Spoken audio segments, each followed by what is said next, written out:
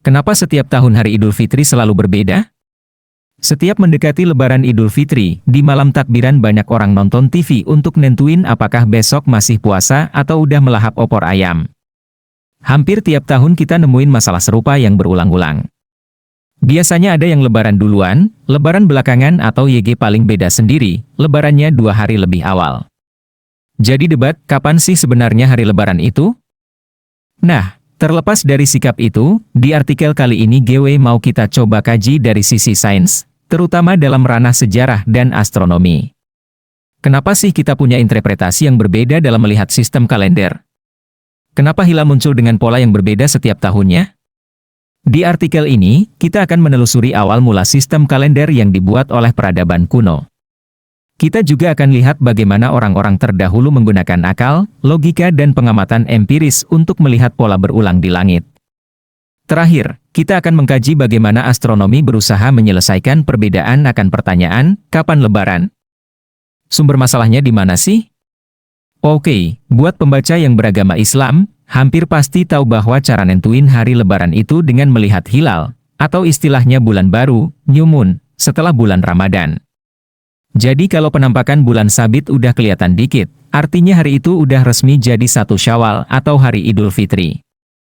Nah, cuma sekarang pertanyaannya, kenapa hari 1 Syawal itu kok selalu bergeser dari tahun ke tahun?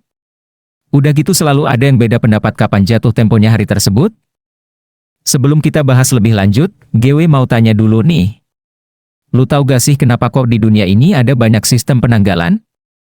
Ada yang namanya penanggalan Masehi, penanggalan Hijriah, penanggalan Jawa, penanggalan Cina, DSB.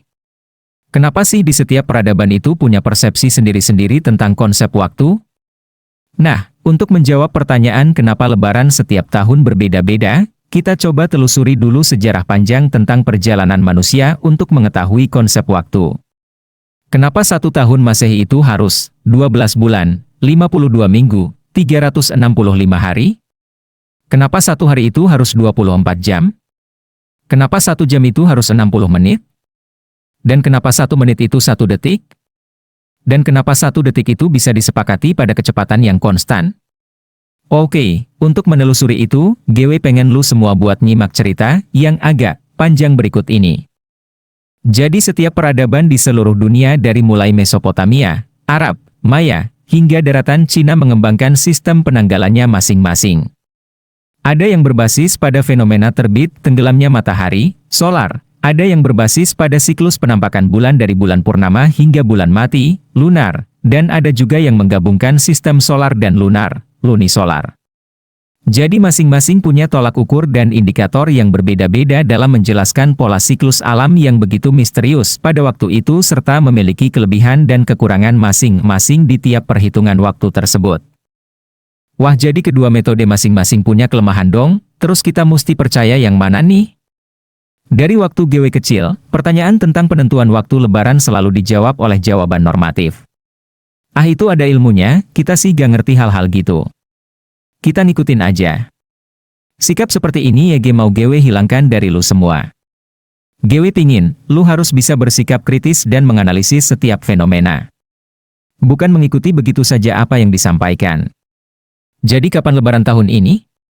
Secara nasional itu akan diputuskan oleh ahli fala yang bekerja di pemerintahan, yang berasal dari organisasi Islam seperti NU dan Muhammadiyah dan bekerja sama dengan astronomer dari universitas top di negeri ini. Nah, tapi sebagai kaum intelektual muda, boleh dong kita punya analisis sendiri. Wah, serius kita bisa analisis sendiri kapan waktunya lebaran? GW kan gak punya teropong, teleskop, dan binokular. Apalagi teleskop inframerah. Tenang, lo nggak perlu pakai alat juga lo bisa analisis sendiri kok melalui sebuah website yang mempunyai program planetarium gratis yang kemampuannya luar biasa, namanya stellarium.org.